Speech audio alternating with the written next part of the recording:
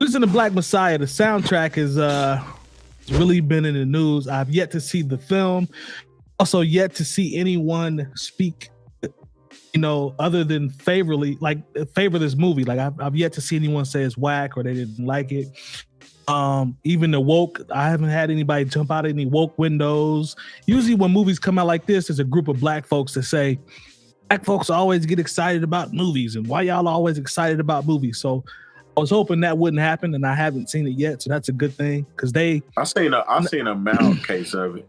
I seen a mild case of.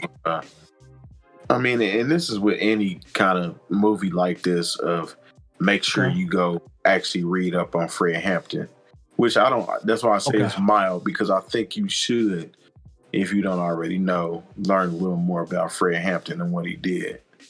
Well, I mean, it's like Black Panther, man. Like I'm not comparing Fred Hampton obviously to, Marvel. I'm just saying when that movie came out, he was a legitimate Black Panther though. 100%. I see what you did. With Black Panther, like it was so many black people like, y'all so excited about this Marvel movie. We'll put some money back in the community and blah, blah, blah, blah, blah. I'm like, man, shut your ass up. Like, there you go. I see you. Black Panther. I see you. But this soundtrack, normally I've been consistent with this long projects. It's got 22 records on it. So today's era with the instant gratification era and everything is fast and quick. The attention span is so much shorter now, and it's rare that I find a longer project that actually can hold my attention. And this was one of them that actually held my attention. Everybody knows what it feels like with Nipsey and Jay is pretty much just taking all the press for this project, but it actually goes deeper than that. Like it's really good. Like Terry messaged me when even leading up to that song. Even leading up to that Jay. Oh yeah. Leading up to the Nipsey Jay-Z song. I mean, you had a Nas song. You had a Black Thought song. Yep. Yeah, like it's like there's joints on here. Like the joint with Smino and Saba is cold. Like I like that one. Like come on. Play the 45th. Shout out to Bump J.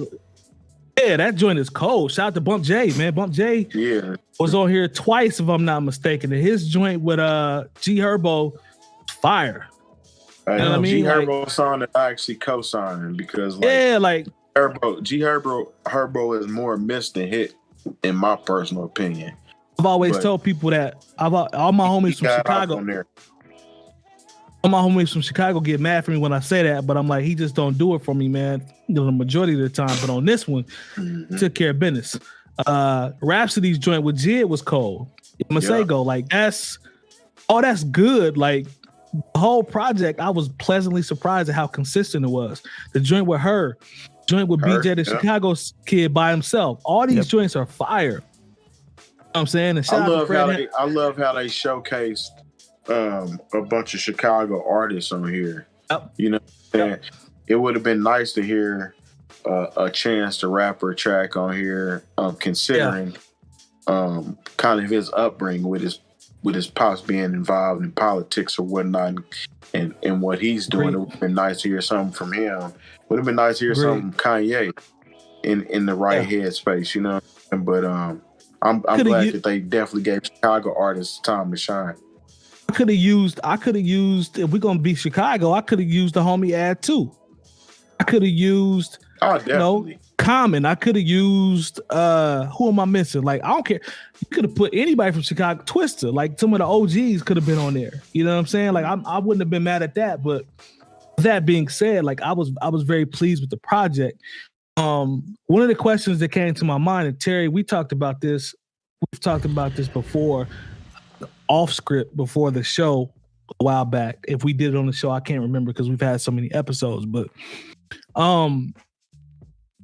Nipsey and Jay being the main record off this project. You know, me and my dude Nate Jeezy, shout out to Nate Jeezy, we always talk about artists that have passed away, you know, hearing them after they've passed away, and do you get excited about it, or is it kind of a weird vibe? I think this record was so good that I didn't care. Like, it sounded like Nipsey, it sounded like Victory Lap Nipsey. A lot of people say they don't want to hear from too much music after someone passes away. Did any of that creep into your minds once you heard this record, or was it just like, yo, this joint is dope, soundtrack is dope, and y'all can talk about the soundtrack as well if you have any more comments, but how did you feel about hearing Nip and Jay, knowing that Jay has heard this beat for the past probably 3 or 4 years and just now got on there and actually made it work for the soundtrack? I think it's fine. Jay Moore, I'll come to you first, man. How'd you feel about hearing that record, man? Well, the crazy thing is the way verses float around and licensing is taken care of. That Nip verse, for those of you who haven't read up on it, is 8 years old. 8 years old. And the J verse is new, so because if you do enough digging, you've heard that particular Nipsey verse before. A lot of times, like these posthumous releases, with Big and with Pac, it doesn't line up with what I think they would have done if they were here. When I hear certain things. Sometimes it works, sometimes it doesn't. With this particular song, it worked, because it wasn't all of a sudden, them trying to put Nipsey on a song where, it wasn't a vibe he would have been down with if he was still here. He and Jay actually had a relationship, Right. So that makes sense to me. They would have eventually worked. They would have eventually worked together. If unfortunately, if Nipsey hadn't unfortunately been taken from us in the way that he was. So yeah, I like that record. I think it's fantastic. One of the things that I was happiest about is because everyone talked about the Nas record and the which was dope. Nothing taken away from it. But what I like about this particular soundtrack is being able to hear from so many of the younger rappers like and R&B singers, of course, because her, and then BJ the Chicago Kid, Lil Durk. That Lil Durk song, On My Mind, because I'm looking at the track list song. I really like that. I haven't been a fan of G Herbo, but I loved his record on here. I haven't liked the Pooh Shiesty record. You know what I'm saying? So as much as because we talked about Guwap's artist, right? Huh? Yeah, Guwap's artist, right? So we talked about a couple of weeks ago when we talked about where is the political hip hop from this generation? Well, now everybody can shut up because here it is. And the thing is, it is when after because of course I was kind of in my bag on that particular episode. I said, when you go back and listen to a lot of these artists, just because it doesn't sound like Chuck D doesn't mean these guys aren't political. Like the drill rap, if you really get into it, it's just as political as anything else. But we're not ready to listen to it because all we see is, we also hear the gangbang element of it, and we also, all we see is the dudes wearing clothes we don't understand and wearing their hair we don't understand, and so we're not listening to them. Like I think the great thing about this particular soundtrack is like, okay, it's got Nas, it's got Jay, it's got Nipsey, but then it's got the young boys on here. And if you don't just skip over them because you recognize their name for some knucklehead shit they might have done, these kids are really saying something. I think that's really what I was trying to get to, a couple episodes ago, is we just got to give them a chance, because in not just in these records that are on this particular soundtrack, but if you go into the records that they may not release for the club, they in here talk like I said, they're talking about their neighborhoods and what they're going through. That makes it political. So these young men who are given a chance, like I said, just because we can't be our parents on this. Just because we don't like the way they look and we don't understand all the words that they're saying, it doesn't mean they're not political and they don't have something important to say. Here's my thing. I'm going to disagree. I agree with the concept of what you're saying from a standpoint of some of the younger artists really having some stuff to say. So within the music outside of the club and all that, I'm not mad that I'm cool with that. I'm going to disagree on the records that I've heard that are drill. I don't hear no positive shit, no revolutionary shit, none of that shit in these drill records that I'm hearing. Now, that's just me. If there's some that I'm missing, that's cool. But Chief Keef and all these beats produced by Young Chop and all that, I ain't heard no revolutionary shit on that. Well, just None of that. because Not they smoking talk on about somebody. the violence in the Not- neighborhood, I'm and not saying it situations don't they go exist. through, that doesn't mean it's not political. It's just not the political we're used to. I'm not saying it don't exist, but I'm just saying from what I'm seeing, smoking on, you know, That's XYZ different. pack and all that. Agree with that. I agree with the self-destructive tendencies, but you know what? Tupac would do "Hit 'Em Up," which is one of the most self-destructive, like terrible records, really, True. when you think about it. True. But then he also had, you know, a True. song like, you know, "White Man's World" and "Going Crazy," where these are songs about the struggle. So just like Pac did that 25, 30 years ago, that's what these kids are doing. We can't expect them to be on that shit all the time, because you know what? We're not on that shit all the time. I'm gonna need y'all. Hey, go I ahead, Terry. agree with that. No, I agree with that, but in the same token, I'm not giving everybody a pass. Just like I'm not giving all our peers and didn't give all our peers a pass when we was younger coming up. I mean, if you whack, you just whack. Simple as that. But as far as the Nip and Jay-Z track, I love the fact how that song is 8 years old, but the way he started it out. I mean, Nip started the verse saying, "The only reason I survive because a nigga is special first."